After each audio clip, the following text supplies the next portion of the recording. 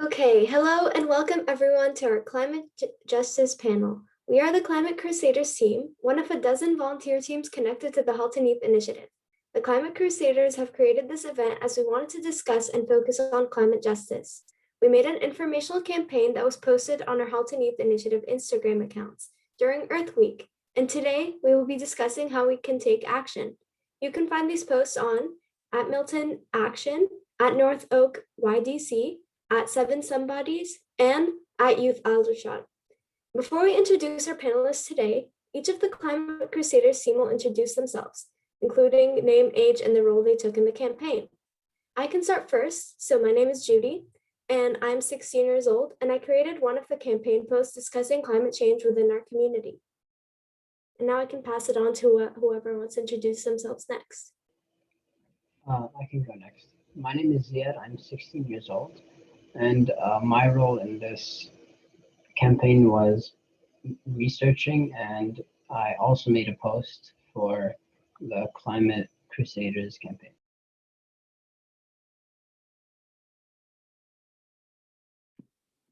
I can go next. Hi, I'm Leanne. I'm 14 years old, and my role was to create a post. And yeah.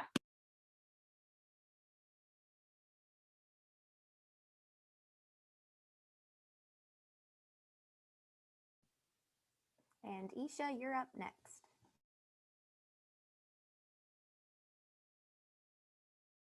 Oh, sorry, I cut out for a second. Can you say that again? Yep, you're just gonna do a quick introduction. I'm Isha. I go to Aldershot Public School. I'm in grade 10, and I've been a part of this group for about 2-3 years now. Okay, thank you. And now let's get to know our panelists. So first we have Josh Taylor-Detlor, who is community environmental activist. Josh is an urban Indigenous youth with a strong belief in the value of the Haudenosaunee 7th generation principle. He currently promotes environmentalism and community engagement with the Volunteer Action Center of Waterloo Region. He also never gets used to referring to himself in the third person. We also have Katie Handley Derry from the Halton Environmental Network. Katie, who also goes, Katrine, who also goes by Katie, has worked at Halton Environmental Network for about 3 years, helping to inspire climate action. She works as a marketing and communications manager, propelling stories of engagement through media. She loves taking ideas, events, or great initiatives and using images and videos to showcase the great climate work in the community. She graduated with a master's in environmental science and an undergrad in ecology and film from the University of Toronto. And she is the program lead for Generation Green, a youth-led initiative in Halton that is for youth by youth. And she loves connecting with passionate young people working together for a better tomorrow. Last but certainly not least, we have 3 guests from Sustainable Milton: Chair Martha Smith, Events Team Lead Wendy Roberts, and Vice Chair Michelle Nasir, whose mission is to create a sustainable and resilient Milton by promoting activities that enhance our environment.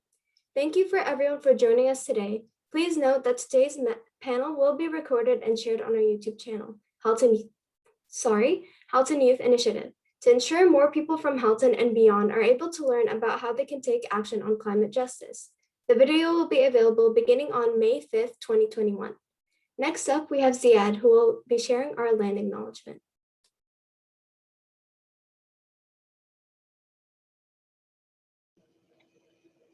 Halton, as we know today, is rich in history and modern traditions of many First Nations and the Métis. From the Anishinaabe to the Arawandaron and the Haudenosaunee and the Métis, these lands surround the Great Lakes and are steeped in Indigenous history. As we gather today on these treaty lands, we have the responsibility to honor and respect the 4 directions: land, waters, plants, animals, ancestors that walk before us, and all the wonderful elements of creation that exist. We would like to acknowledge and thank the Mississaugas of the First Credit Nation for sharing their traditional territory with us. Thank you, Ziad. And now I'm going to be sharing the purpose of this event. So we created this event as Climate Crusaders to inform the people or locally about climate change. And we didn't want it just to be an informational post, just a campaign about spreading news about climate change. We also wanted to take climate justice, climate action. That's what this whole event is about.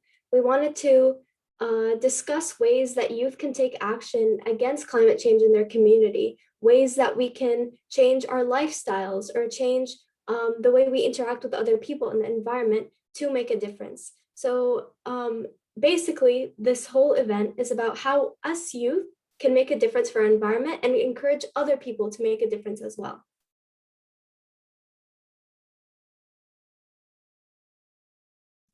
And so now we're going to be asking some questions, and Leanne will be asking you some pre-made questions from us at Climate Crusaders discussing climate action. Hi, so the first question would be, how can we get youth to take action against climate change?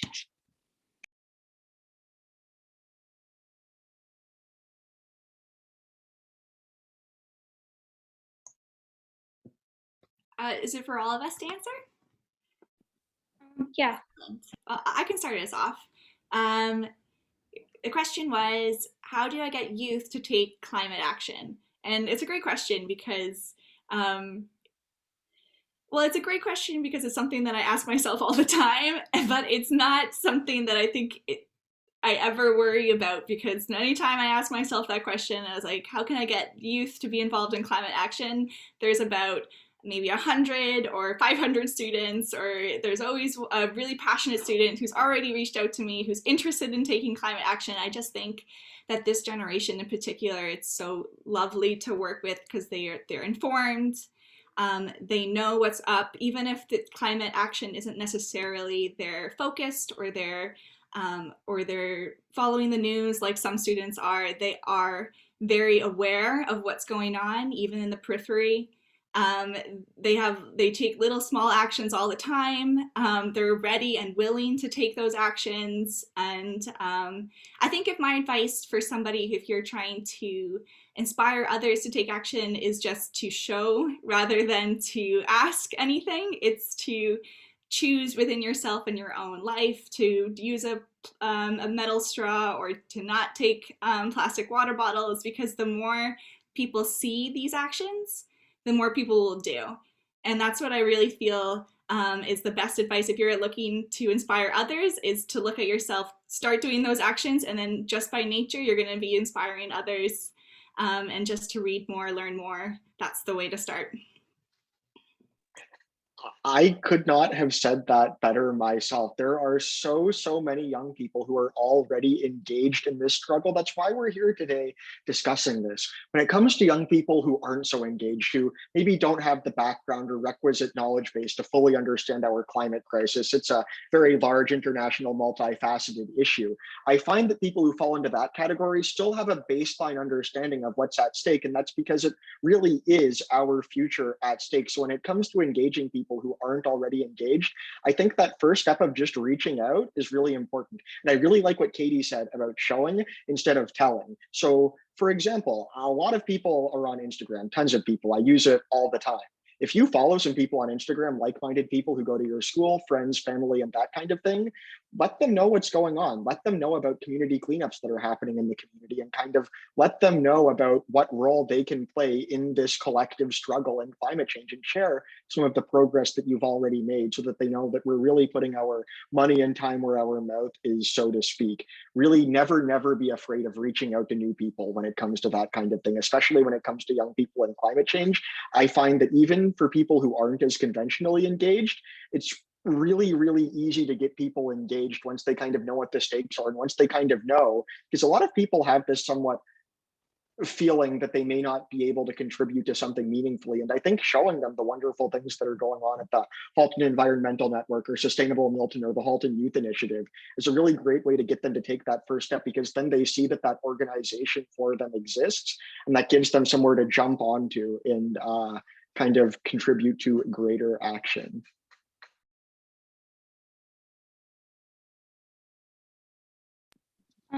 That's awesome. So Now the next question, what changes can we make at home to create a sustainable lifestyle?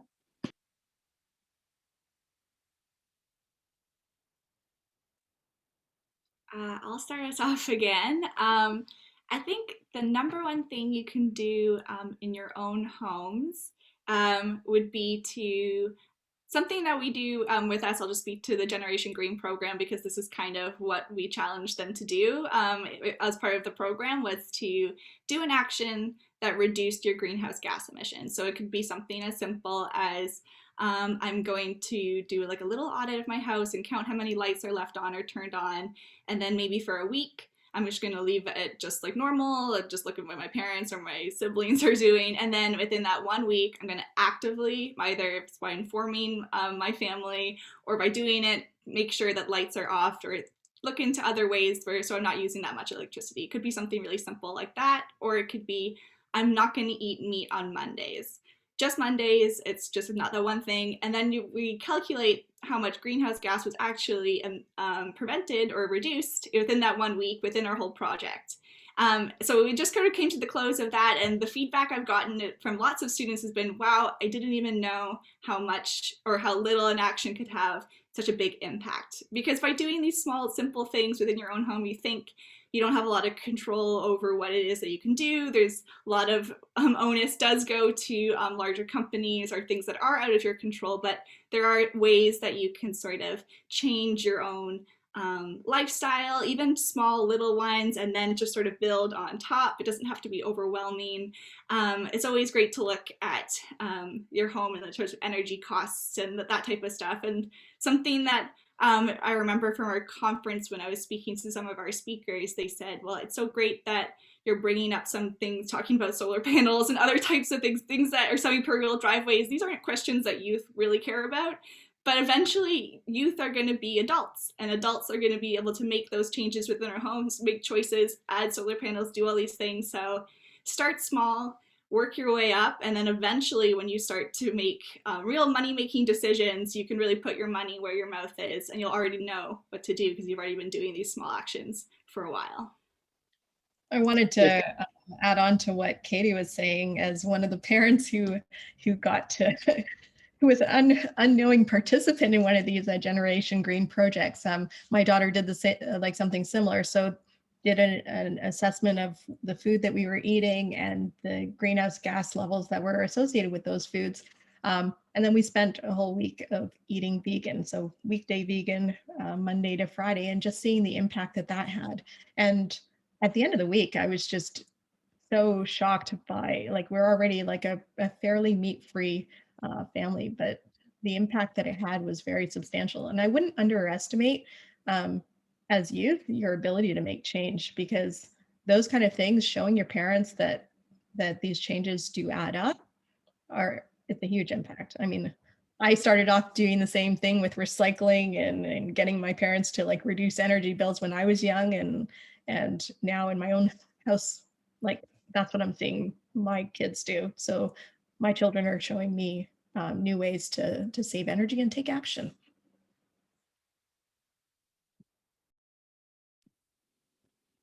What can we do locally for the environment?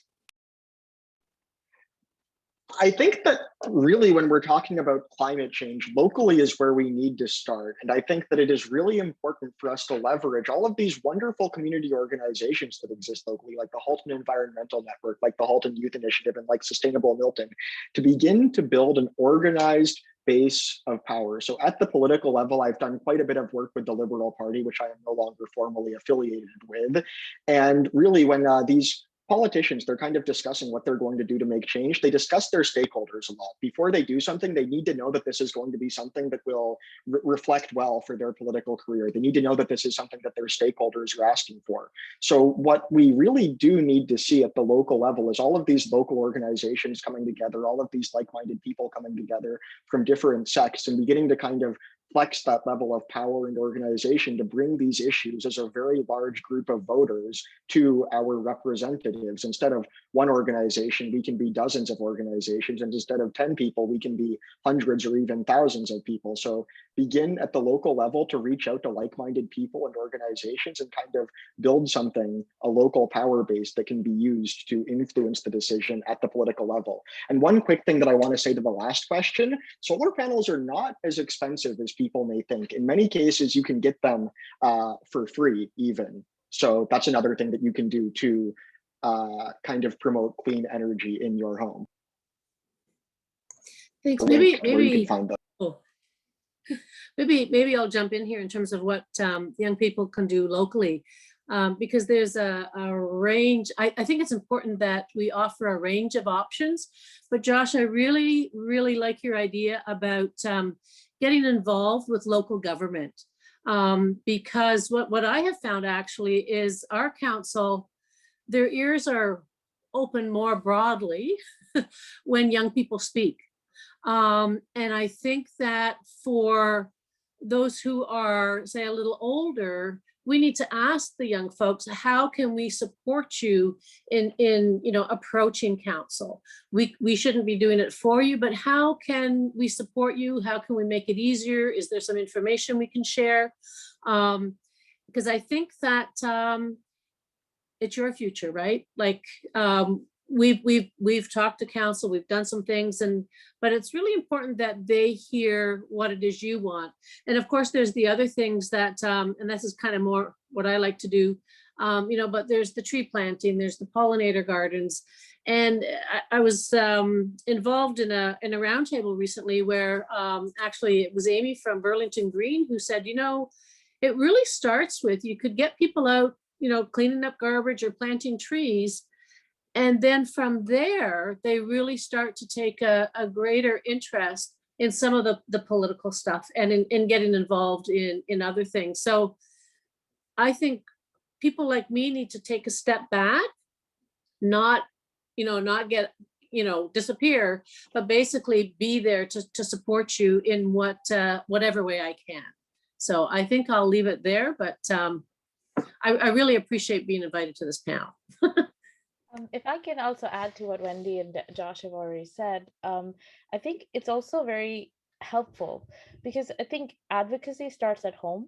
So sometimes we need to, and most of us usually have supportive guardians and parents who want to be part of the journey, as Marcia has already indicated that she was part of the journey without knowing so.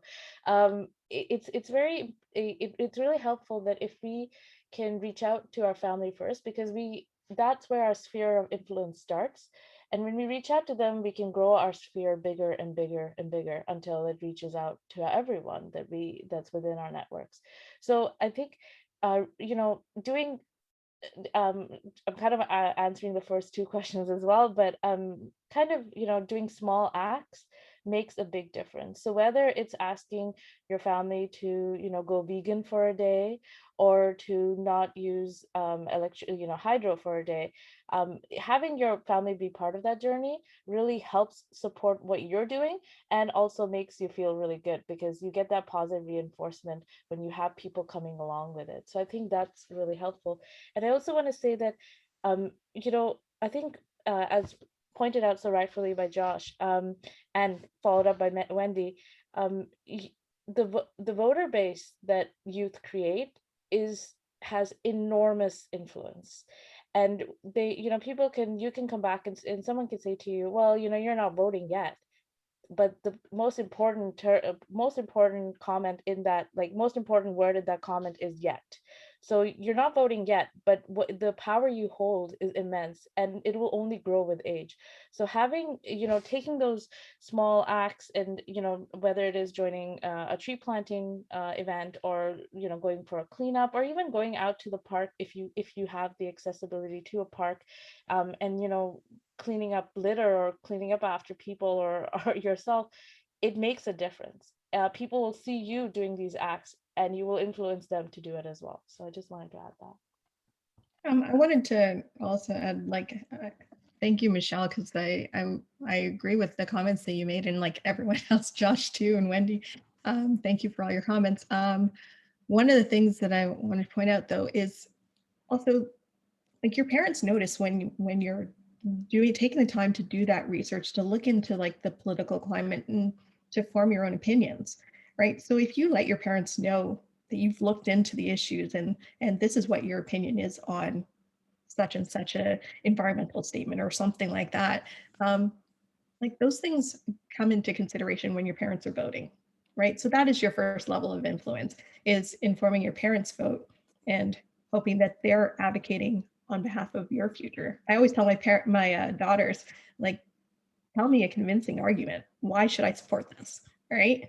And if they can convince me, yeah, by all means, like, let's see what we can do.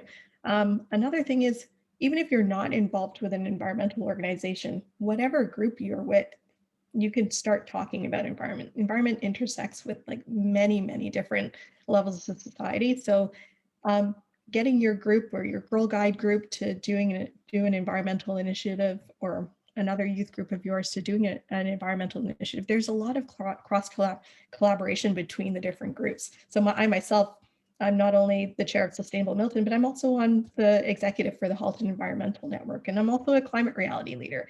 And I talk to all these groups, right, whether or not they're environmentally minded or not, right? So take advantage of your networks and that ability to collaborate with other groups. If I may, I was just going to build right on top of that, Marsha. I was going to say, in order to find out local things that are going on with your own communities, just all the actions that were mentioned to you by the other panelists as well, my suggestion is always find some social media sites. Hen posts about things all the time. They work with Sustainable Milton. We work with Oakville Green and Burlington Green and Eco Justice and all these other groups. You can find great content there, and they're pushing it all the time. It can be a very passive way to find out what's going on locally. If you follow your local municipality, they'll let you know when things are happening. Conservation Halton, all of these places, there's so much there out. So if you're like, oh, I don't see any action in my local community, where is it? Passively following their Instagram or their Twitter or their Facebook or potentially TikTok when we move over to there. I'm not sure if that's the next one, but anything like that, you could easily find other actions or be inspired by somebody that somebody else is doing. Collaborate, find other people that have interest, start those conversations. So that's a great way for you're looking for things to do. Find them online. It's such a great way to connect, at least to know what's going on, and then you can start taking those steps forward yourself. Yeah, and I will add one more thing to that, is that where you don't have access to social media, as long as if you have access to an email address, there's a lot of these same events that are posted as newsletters that you can subscribe to as well. That was the only thing I wanted to add to Katie's comment, and I think it's a great comment. And just you're out there, you're being part of a larger network, whether you realize it or not, and you have this so much influence. So as long as you keep your ears open and your eyes open and you're listening and looking, you'll find something that you can be part of, or that will be of your interest, and also progress climate action. So thanks. That's amazing. Well, some of the other questions, you guys kind of answered them with your other answers, but who can we reach out to discuss and take action against climate justice? So that would be the question, who can help you reach out to discuss climate action? I think there are a lot of wonderful people here right now. Some of the obvious answers might be the Halton Environmental Network or the wonderful folks at Sustainable Milton, but a little bit of a less obvious answer would be the people at your school. I think that is one of the best places that you can begin to organize, because it's somewhere that, whether in person or not, you're kind of going to every day. It's where your social circle lives in large part, and it's where a lot of action can happen. So when talking to your school board trustees or your principals, a lot of these people, they love it when their youth from their school are getting involved in these wonderful things. They would love to support you. So I think that when looking for somewhere to start, the obvious choices, Sustainable Milton and the Halton Environmental Network, but also the schools that you go to. Just let your school board trustees or your principals or your friends or your peers or any teachers that you like or clubs that you're on know that you are interested in making real climate action. then you can kind of talk to these people, because it's a really, really easy way to get a bunch of people in one large place at a school. A lot of these places have 1, 2, 3, 4, 500 people. So if you can organize something with this school and get some kind of mass action going in collaboration with school clubs or your principals or your school board trustees, this is the kind of thing that community leaders, the decision makers that are kind of deciding how the community is going to address climate change, will take notice on. And to add to that, in terms of climate justice is a very important and very relevant topic these days, especially with regards to what's going on in our world. However, I think we in Milton, at least, I cannot speak for the rest of Halton, but most of Milton, at least, we don't have the pressing issues that are of deep concern to when it comes to climate justice and environmental racism. And that's something that we are always looking to educate ourselves on. Climate justice and climate environmental racism is something that's still the concept is not in its infancy, but a lot of our understanding at this stage is still, we're all in a learning mode. So none of us will have all the answers for you. And I think we can be on that journey with you, so we can have that collaboration between us here and further out into our networks to talk about climate justice and environmental racism. But it's something that I'm sure that most of the speakers here can speak to it, of course, but it's something that we all are still learning about. So if anything you have to say or contribute to it is just as helpful to us as what we can give back to you. So I just wanted to add that. I wanted to also mention with climate justice, beyond your usual climate groups, you can also look to your faith communities. You can look to other organizations that are more in the realm of social justice. So things like Grandmother's Voice or Halton Black Voices. There's a lot of organizations that are dealing with the justice angle of the climate issue. So those are also some great resources to look at that climate. And we're very much all still learning about it. And this is like a newer topic that is developing quite rapidly. Wendy, you had a comment to make as well? Yeah, one of the things that I also think is important is to reach out to your elected officials, whether they're at the municipal level, the provincial level, or the federal level. They have not just a lot of clout, but they have an obligation and a responsibility to do what needs to be done. And I think that it's fair, very fair. Thanks, Josh.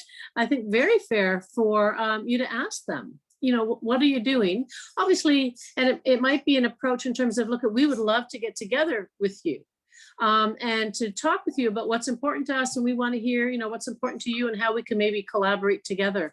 And I'm not advocating one party over the other, but what I can say, and I've historically been of the Orange Party, but Adam Van Koevoeten here in Milton, I think, is really, really interested in hearing what youth have to say. And I know he was part of a roundtable very recently. And I think just send him an email and say, hey, we'd like to talk with you. We'd like to get involved. We'd like to attend any roundtables you have coming up. There's, so much interconnection around, even homelessness, right? Poverty roundtables, homelessness, it's all really collected. Who's going to suffer most, from flooding and heat? So I agree with everything that's been said, for sure. But talk to your elected representatives. Ask them what they're doing. Thank you. And to add to what Wendy's saying, I think what happens a lot, and it was really nerve-wracking for me at first, it's hard to talk to your elected representative because it feels like a challenge, it feels difficult, but most of them at least, have their own youth networks that they've organized as well that you can connect with and speak to them. So I think there's the Milton Liberal Federal Youth Initiative or something. I'm sorry, I'm forgetting the name of the group right now, but there's lots of groups here that will connect you through them to your elected representatives if you don't feel like you can reach out to them directly yourself. But I would like to say is that our elected representatives are very open to being reached out to by anybody, especially their young and youth constituents. So I really, you know, recommend what Wendy has said, and I really urge you to take action on that. And I think you'll be very surprised, happily, to see the feedback you get.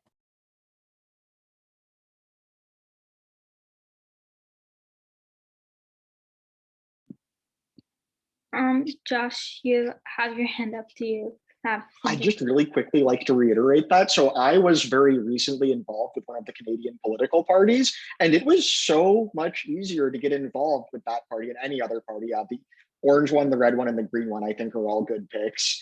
But they really, really, really want young people to get involved. That's something that they care about a lot. Every single board meeting that I was on, every single one of them, youth engagement was one of the #1 issues that they care about. Like, just the fact that you're reaching out to them will make some volunteer coordinator at that party's day. I swear to you. They will love you reaching out to them. So if you're ever intimidated, don't be. Trust me. They want you there, and they want your opinion there, because that's how they know what's going on with their youth, and that's how they run a successful campaign. They need your input there. And that's something that in some cases, many of them have very well established youth committees, but some of them don't. And especially those ones that don't, that's your opportunity to get in there and be that voice advocating for climate change. Could not agree more with what Wendy and Michelle have said.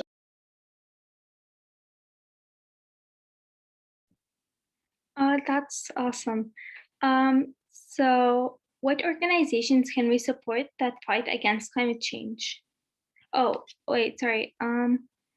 What can youth do to pressure adults and business owners to become more sustainable and make a change? I have a few thoughts there, and I'm going to try to keep mine concise so that y'all don't have to listen to me ramble too long. The biggest thing that young people and that ordinary people across the world have to their advantage is numbers. If you can get a lot of people during COVID, this is a little bit harder, but as people are getting vaccinated, this gets easier. If you can get a bunch of people legally in front of a business talking about what you disagree with respectfully that business does, that is really, really bad for their customer base. They don't want any of that. And the same thing goes for elected representatives. If you are protesting, say, for example, the red team's policy when it comes to pipelines, and you're doing that in a respectful and legal way right outside of their office, that's something that they can't really have, because that looks really, really bad to their stakeholders. So if you can, with a large group of young people, and as we've talked about, there are many different ways to gather this group, kind of go to them, they will listen to you, because that's kind of their job as a business owner or as a politician, to kind of listen to their constituents and their customers and adapt their strategy based on what they're seeing in their community. So if you can get a bunch of people right outside of their door, I can almost guarantee you a seat at the table. Yeah, and to what Josh said, which really is an effective strategy for sure, is that just as important as numbers are, what's also important is how we reach out to our own sphere of influence, as I mentioned earlier. When we reach out to our family, we talk to the adults in our family, as Marcia said, you know, you can, if you have researched what you're doing and you can have these discussions with your family, you can already start you know, one of the most powerful tools you have is you can persuade people to vote a certain way or to go a certain way. And when it comes to businesses, we've learned that, you know, if there's I guess I should follow what Katie used this term. If you put your actions where your mouth is, or money where your mouth is, and you buy sustainable products, then you can help direct business and influence and power and numbers and money towards products and organizations that will only keep promoting that. So so from a marketing perspective, they will look at stuff where, you know, if the bamboo toothbrush is selling really well, I can bet you that every single major company that makes bamboo toothbrushes is going to come out with one. And they're going to, and if you reduce package, if something that, like if you, I think just recently, I don't know if it's in Toronto just yet, but I heard there was one in Toronto where you can go to a store and they don't have any packaging, like you bring your own bags, you bring your own bottles, you bring your own stuff, and you can get your certain groceries and stuff. If you advocate for more of that, you can get that. And one of the most basic ways you can do is, like, when your parents or you are out grocery shopping, instead of getting plastic bags, just bring your own bags from home, and whether they be plastic or they're paper or they're made of whatever reusable material, or cloth bags, sorry. Just little stuff makes a difference, and when you do those kind of acts, other people see you doing them and they get influenced by it too. So I just want to mention that as well. And Michelle, you missed the opportunity to like promote green sustainable businesses in your local community. I was gonna hope that you would jump in with that. I didn't want to be the one talking about it, but so you go ahead. So this is like leading right into one of our groups called Green Goals. So what we are doing is promoting sustainable businesses throughout Halton. And just any businesses that have sustainable initiatives, they use less packaging or whatever. There's different badges that they can do, but finding out like what sustainable initiatives a business has and supporting them, showing them that it does matter. I saw recently, I really can't remember, I think it was called Need to Grow, is a documentary that we watched with one of the HDSB environmental groups. But in it, one of these Girl Guides, she decided to go straight to head office and get GMOs and palm oil removed from Girl Guide cookies. So doing things like that, taking those kind of actions, absolutely influence how businesses operate. And don't underestimate growing up for me, you always heard about the baby boomers, and that was the biggest cohort. And now it's the millennials and Generation Z. So you have the numbers and people are listening. So don't underestimate your voice. Don't be afraid to speak up. Yeah, I'll say too, especially with businesses, I think I'm even noticing a shift towards you see them so much more often. I think it was also, more vegan restaurants, particularly. There's this very slow shift that's happening. And I think it's all based on choices that people are making, and there is a need, there's an interest. Sometimes making these green choices might feel like a burden because, it's not always feasible for everybody, especially talking about climate justice, to choose those options. But the more, if you're able to choose these products to make sure they're more available for others, maybe it's an initiative that you start where you can donate or collect and give back or something like that, or try to look into yourself and upcycle, reuse, or do something like that. Connect with businesses, talk about what you're doing, spread the word, share your knowledge. Or if there's a business a policy or something you've noticed that you're like, oh wow, that business did a really good job, or they're doing something really cool and small or big, and then share that green initiative forward. It doesn't have to be necessarily just looking at the negative. You can look at the positive as well. You're not doing that correctly. You could be like, oh wow, you did this really, really good. And then maybe that is the one thing that catalyzes the whole movement again and pushes forward. So it's always a conversation. It's something we constantly have. Businesses are looking for, they know that the tide is shifting. They're looking for those opportunities, I think, as well. And it's the more that we as a collective work together and put those things forward, talk about the things that we're changing, and then recommend things to others, that'll sort of catch on. And it's already catching on. It's going to catch on even more. This is the generation, we call Generation Green. We're going to be making big choices, and we're really moving forward. And I see that, I feel that, and I can only look forward to the future. Yeah, and just on that note, and a few of you have already alluded to this, but even though youth may not have a lot of purchasing power at this point, you can certainly influence your parents. And I can say that because my son went vegan, and we had to start, when we ate out, we had to find places with vegan choices, and it shifted our eating habits. Probably, well, actually, I did go vegan for 3 months or 6 months. Couldn't keep it there, but it's shifted our diet as well. So yeah, I think you guys are really going to make a huge difference. And you're already starting to influence people with my color of hair. So keep going is what I say.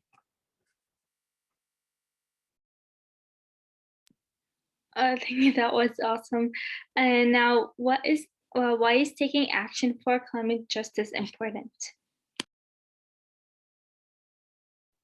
I think here in Milton, at least, we in 2019, I think in July 2019, the town of Milton declared a climate emergency.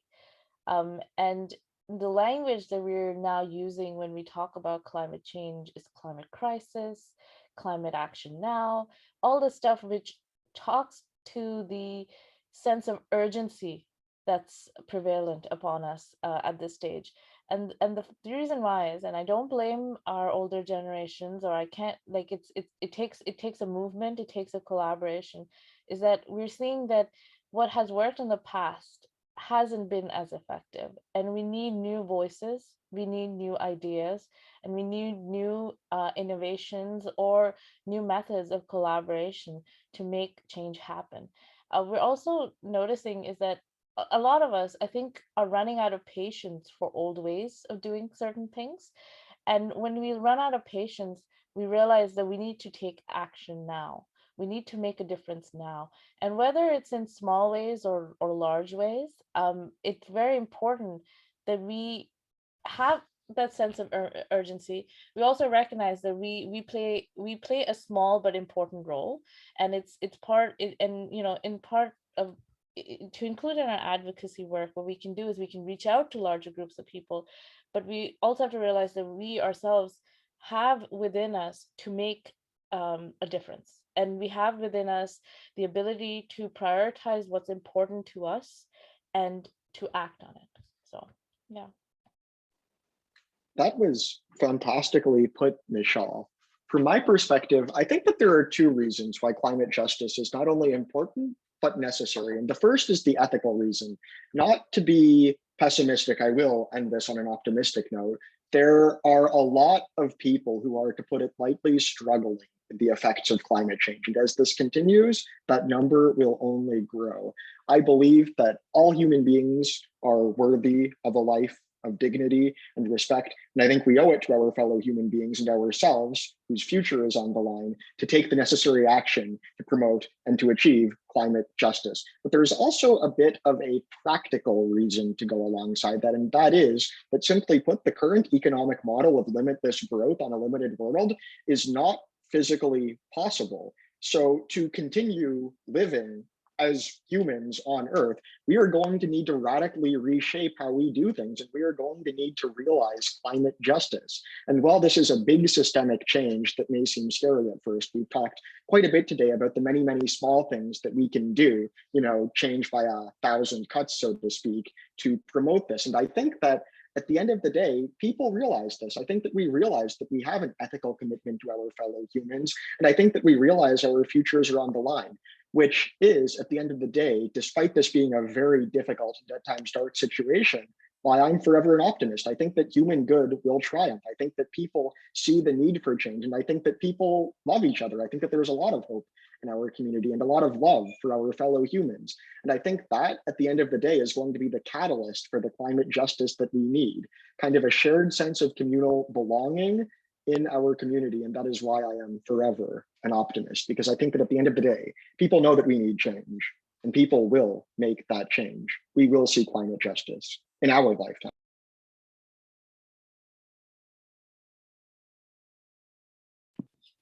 That was amazing. So now for the last question, it's for all of you guys to answer. And so, what was something that you learned that changed your perspective or made you want to change something in your own life relating to climate action?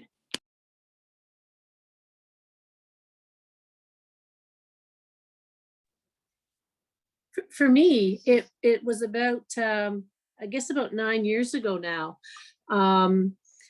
where there was some development planned for this area, and development in and of itself is fine, but what was happening is our town is very pro-development, and they let the developers get away with way too much.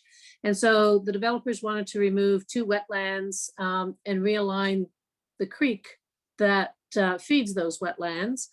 And so I'm in a little community just beneath the escarpment. It's a former hamlet.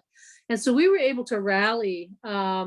It's fewer than 200 homes, and we got 50 people who signed up, you know, for the board at that time, the Ontario Municipal Board, to basically, you know, express ourselves, make our voices heard. And in the end, we were able to, I think, reduce the number of homes by half, although I think those will come back, but we were not able to stop the realignment of the creek or the removal of the wetlands. And because of, you know, the Ansel Adams quote, you know, it's horrific that you have to fight your own government to save the earth or protect the planet. That was a real eye opener for me. And that for me was the point in my life when I said, you know what, I am not going to put all my faith in the people that we elect. And, you know, you have to look twice, you have to dig deep, and you have to take on these battles yourself with all of the people around you who share those same, you know, common goals. So for me, that was a pivotal moment, and I've never looked back, and council has forever regretted doing what they did. That's it for me. Thank you. It's difficult to follow that, but I'm going to try. In my life, or lifetime, yes, when I started university, and I also went to Waterloo.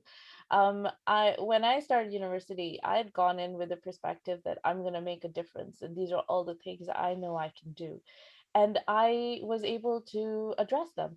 But the most important thing I learned wasn't necessarily what came out of university. Even back when I was in school, and this was a long time ago, and I will not tell you which year I was in school at, we were talking about environmental racism and environmental justice, and you know, all these quotes that are now seem old were old even then for me, for me too. Like those ideas weren't new, but I was looking at them because I was new to them.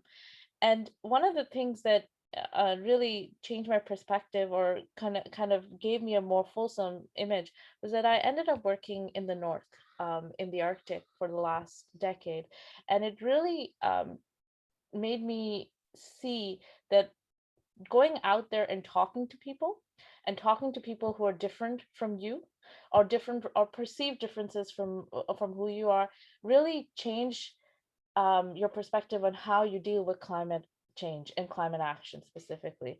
So that was a pivotal moment in my life where I realized that I need to change how I look at the world. I need to decolonize myself. I categorize myself as a woman of color, but I also recognize that there are specific ideas or things that we grow up with, or we learn through our environment, that we need to decolonize ourselves from. So that was a pivotal moment for me, recognizing that with my varied experience and my worldview, that I still have the opportunity to learn and grow more. We always have the opportunity to evolve.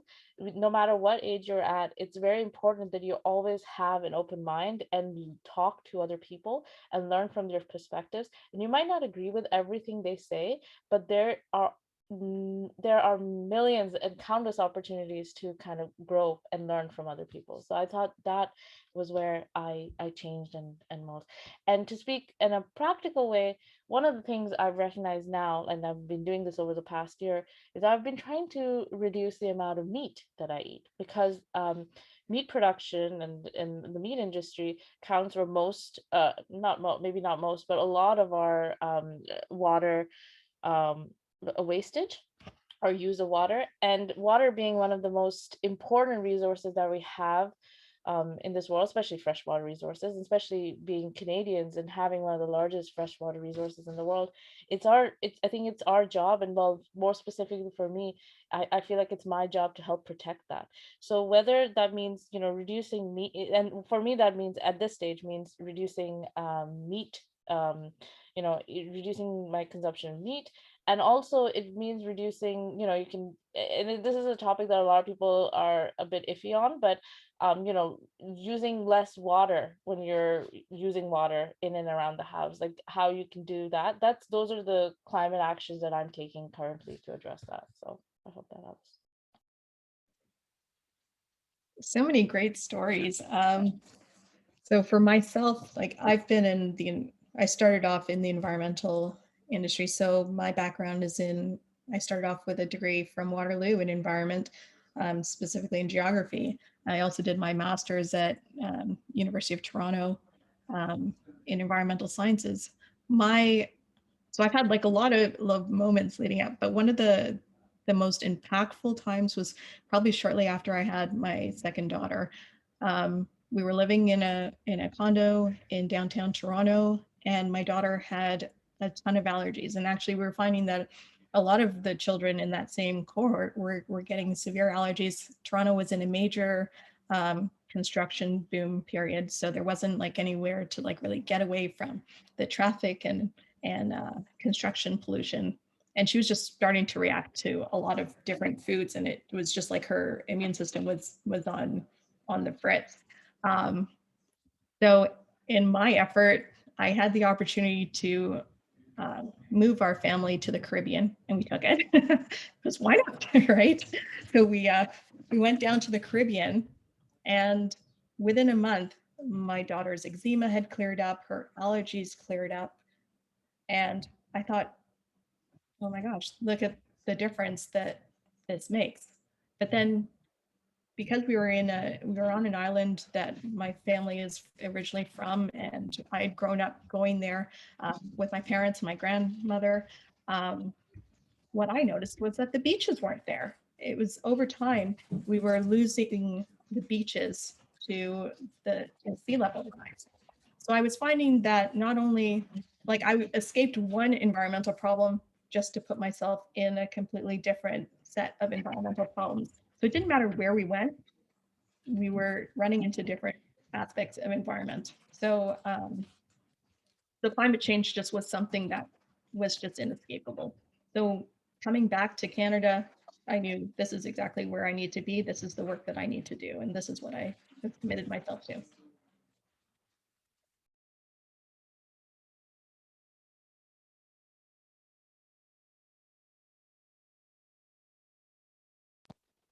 That was a beautiful story. That like kind of perfectly captures, Marsha, like how climate change is an issue that transcends all of our human borders and boundaries, and how we are really all in this struggle, if you could call it, together. I will try to keep things brief because so many people have said so many good things. I'd first like to thank Wendy, Katie, Marsha, Judy, Leon, Nimra, Lily, Michelle, Isha, and Ziad for all being here, for sharing your perspectives, for organizing this event, and all of those wonderful things. And I will end it off on one way that I see things. So I've been raised by my Dada, by the way. Non-Indigenous people call their Dadas grandma. I've heard that same joke from her ever since I was 2 years old. And I was raised with the Haudenosaunee 7th generation principle in mind. Essentially, every action that you take today should serve to preserve our shared ecology, our earth, the land that we live on, for 7 generations to come, and our communities too.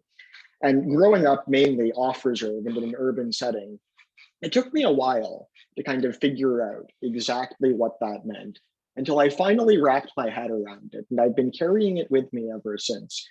Everything that we do, the chairs that we sit in, the water that we drink, the microphone that I speak to you through, the houses that you're in, the land that you're on, it is all connected to the ecology that we share. It simply would not exist without our climate. So in that sense, everything, literally, not figuratively, the word literally gets misused. I mean that literally, not figuratively, is related to climate. So everything really is a climate issue. And when you can kind of wrap your head around that we are living within our shared climate at all times, that everything is a climate issue, you can kind of bring that lens to everything in your life and see opportunities to forward climate interests at every interval in 2019, I had a random interview with my member of parliament for a summer position, and we got talking, and he asked me to join his campaign. And I decided right there that climate was going to be the thing that I pushed. And I was able to take somebody who was perhaps a former pharmacist, somebody who was not so knowledgeable on the climate issue, and get them on the climate committee in parliament representing our city. And that's something that everybody in this call right now has the power to do. And in fact, many of the people who are a bit older than I am in the call probably already have done something to that extent. It is really easy to get involved in your community. And when you approach life, all of life, as a climate thing, because that's really what life is. We are elements of this climate after all. You can see those opportunities to protect our climate in everything that you do. Thank you very much for having me. Power to everybody.